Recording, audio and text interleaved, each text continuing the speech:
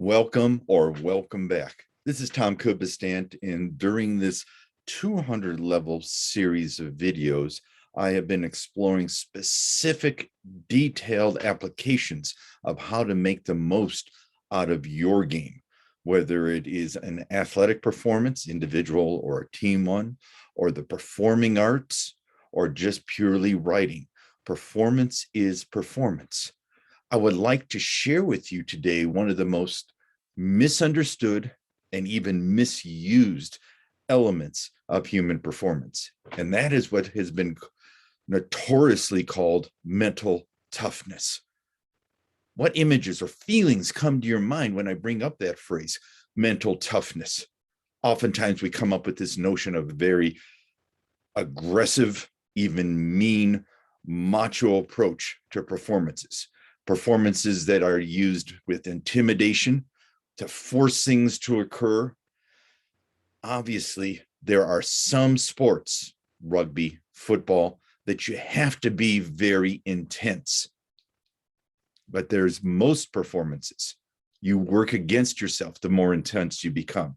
Those of you who watched the 100th series of these performances, looking at the basic principles, remember this called the Yerkes-Dodson curve, which notoriously says that the effects of a performance increases with intensity only to a point.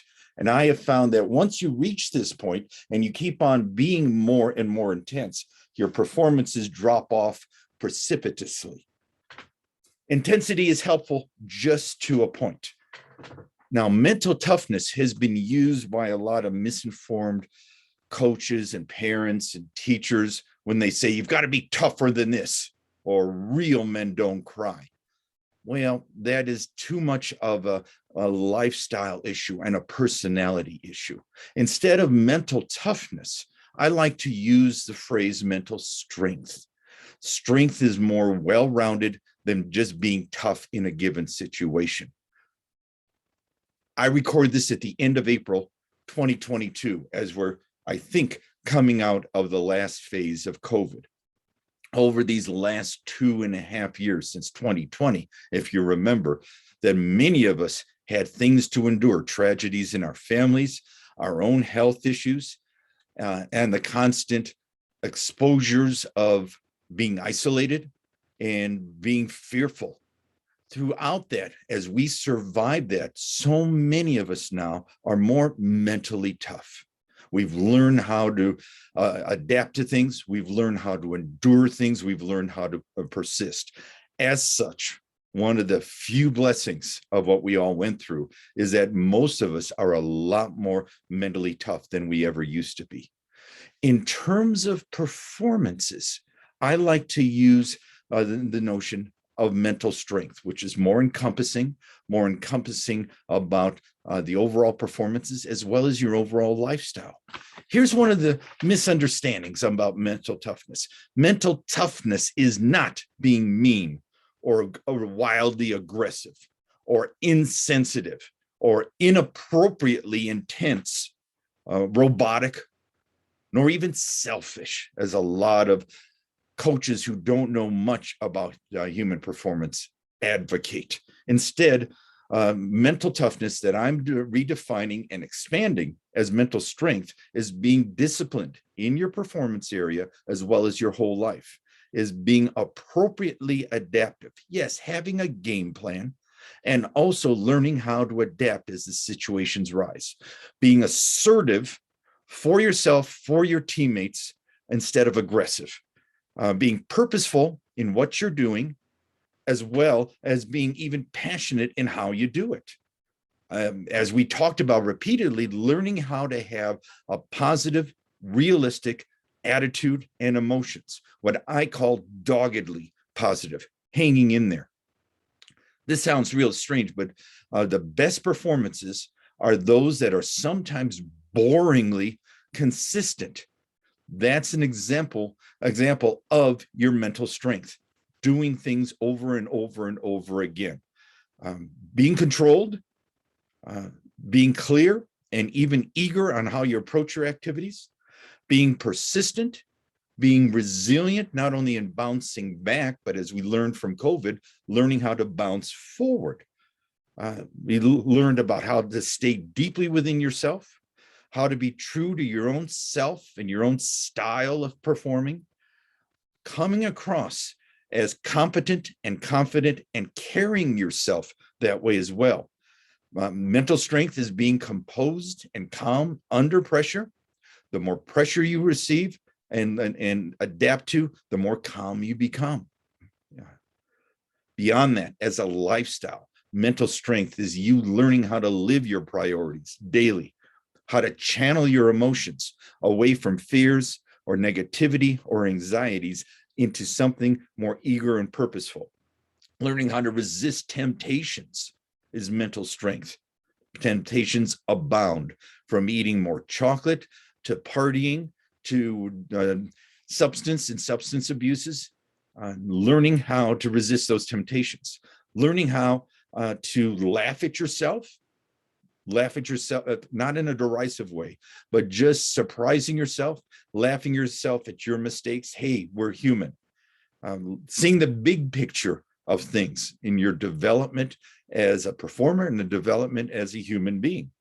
Mental strength is always looking out how to continually expand and improve and to shatter self-imposed limitations. When unsure, the mentally strong person implicitly is honest with themselves and trusts themselves, and most importantly, believes in themselves of what they can do and what they can be. Mental strength is that ability just to purely do, not thinking about it, not trying or trying hard, but in learning how to become in a pure doing or performing mode. As I prepared my script for this video session on what I call mental strength, not just mental toughness, that's almost too simplistic, but having full mental strength, I started coming up with a whole bunch of things. And interestingly, what started coming out is that all of these things, 8 of these elements of mental strength, are best summarized by the letter C. That all of these key ones start with the letter C. Let's talk about some of these. Firstly, is the word comfort. Learning how to be yourself, stay within your skin, comfortable with yourself in those pressurized situations, and learn how to be comfortable in those pressurized performance situations. One thing about comfort is you making the decision somewhere in your careers as a performer that you deserve to be there. I was once retained by a university's women's golf team that were so intimidated at a tournament they were in, because all of these golfers have their golf bags with their university logos on. And our people were so intimidated by USC, Cal Berkeley, Arizona State, Pepperdine, that they didn't even leave their van to go onto the practice range. What we started to look at is they were saying their deepest fears, I don't deserve to be playing with these people. Yes, they did. But somehow you have to make the decision somewhere that you deserve to be there. You deserve to be in those situations. From that, you start gaining some comfort of yourselves. Here's a real strange one, and that is learning how to be comfortable with discomfort. Particularly in some kind of performance competition, it becomes uncomfortable. Your reactions become almost out of control. Through experience, you will learn how to become comfortable with discomfort. The more you stay comfortable, the more you can accept yourself in what you're doing, the process you're doing it, as well as the results. So learning how to accept and be comfortable with yourself. Along with that is our second C, is learning how to stay calm. Particularly under pressure, learn how to relax beforehand, learn how to center yourself, mind, body, spirits, intuitions, emotions. before and also during the performance. If there are breaks in the action or a pause, learn how to go back to your home base, which is centered and calm deeply within yourselves.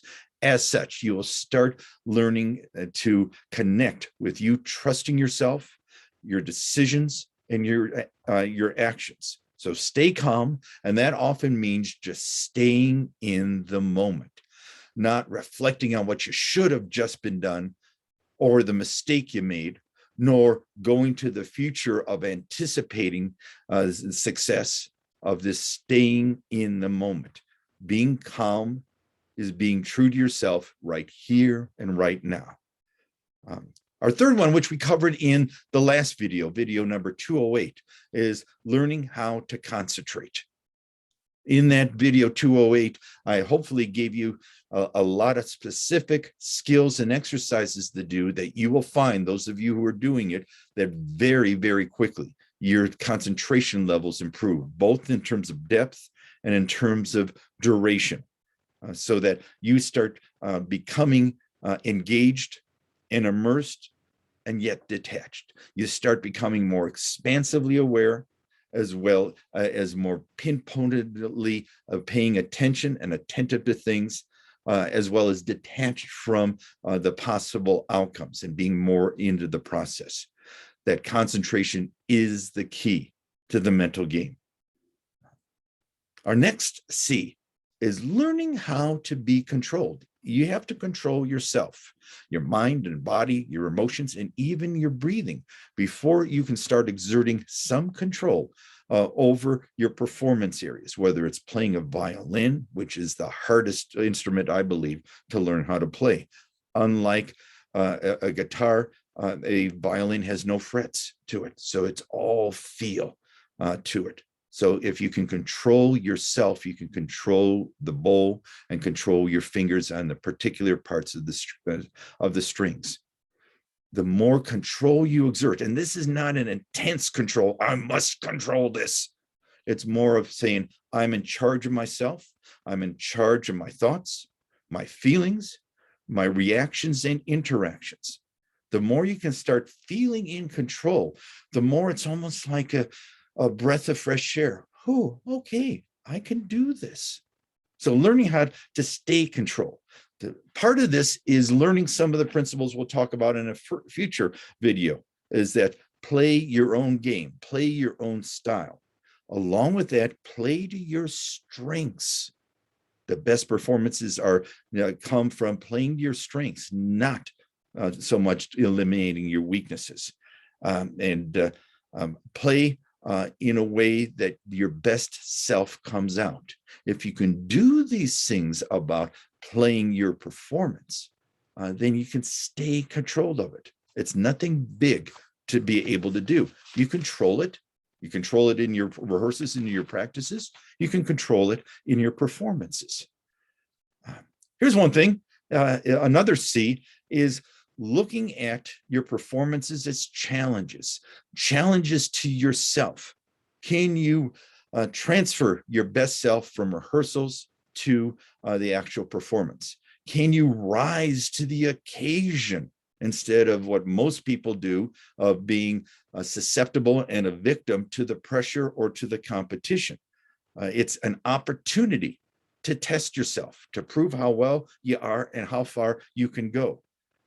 Part of this is a strange thing of, if you're in a competitive situation, is genuinely wish people good luck, good skills. The best performers are wanting, in a competition, wanting their opponents to perform well. That provides the incentive for them to start performing well and even better. Loving the challenge of this, loving the opportunity, because it's fraught with possible disappointments or failures. And that fine edge is exciting for a lot of us. If we come from a base of concentration, control, a sense of calmness, we can say, okay, let's see what I have today. Let's see what I can prove today. Part of this then of control and responding to the challenges is coming to the mindset of saying to yourself, Not so much I must win today or I must perform at my A game today. Instead, you will just say, I'm going to take care of business. I'm doing what I need to do. I know I will do what I know I can do. Just almost unemotionally saying, I'm taking care of business. Our next C sounds strange at the outset. It's courage.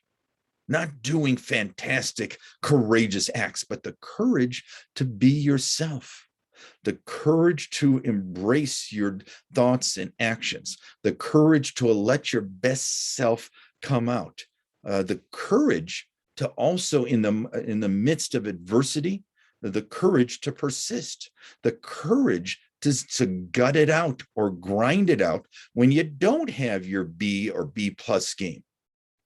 I can take more pride in a lot of my C level performances or C plus performances that I resurrected a performance from than those performances that I just slipped into my A game very easily.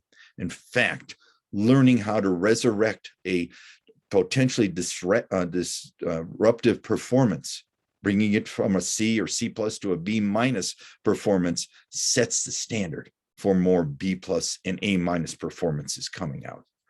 Learning how to grind it out, that takes courage. When we're tempted to give up or to mail it in, can you just grind it out? Even though there's no chance of you winning, you can grind things out, and enduring it and persevering through it gives you a chance of what is your next C, of your character. Your character is your destiny. It's who you are, your values, your priorities, your essential self of being honest with yourself. The best performers are the most honest people I know, of knowing what they can do well, working on their strengths. That these opportunities are tests of not only your skills and your experiences, but there's a test of your character. Can you have the courage to put it all out there, including your character?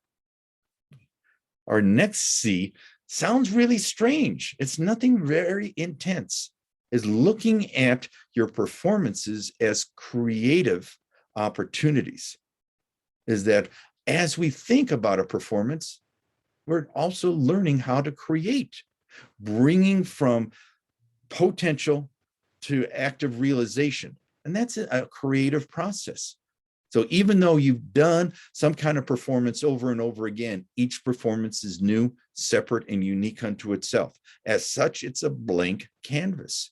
Can you learn how to create and approach it, even as a football player might do, as an artist with a blank palette? Can I do this? Can I create? It's a chance to refine your skills under the pressure of a situation. It's the chance to combine your skills, your abilities, your experiences, as well as your concentration, your ability to stay relaxed and centered, putting all of these together. It is a creative process. So feel that you are creative and feel that you can be creative even under the pressures of a performance.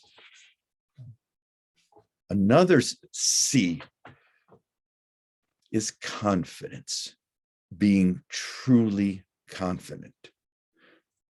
Early on in my career, when some kind of director of music or dance or artistic director or a coach of a team asked me to come and present to their ensemble or the team, they would say, well, we've lost the last 6 performances, but we're really confident going into this one. I don't know what's wrong.